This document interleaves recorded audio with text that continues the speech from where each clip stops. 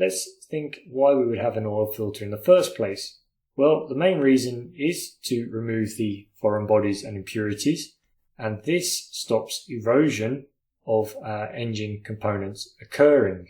Let's imagine for a moment that we did not remove these particles, and these are usually quite hard particles. They feel very sandy when you rub them between your fingers and thumb. Now, if we didn't remove these sandy particles, these foreign bodies, then they're going to go straight to our bearings and other machinery components, and these components usually operate on very fine tolerances. So we can see an internal combustion engine here. It's operating.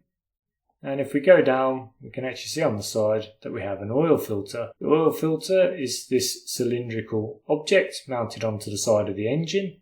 What will happen then is the oil from the oil pump will be distributed through these outer holes. There is 1, 2, 3, 4, 5, 6, 7, 8 of them.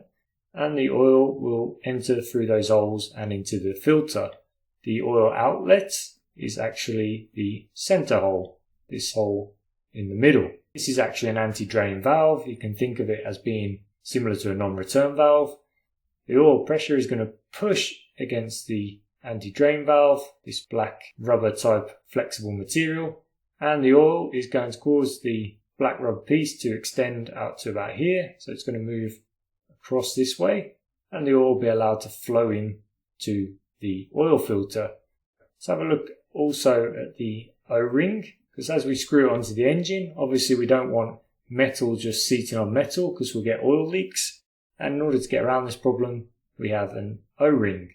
The O-ring is this black piece around the outside, and that will be a piece of rubber or some sort of elastomer so that we can really squeeze that against the engine and get a good seal.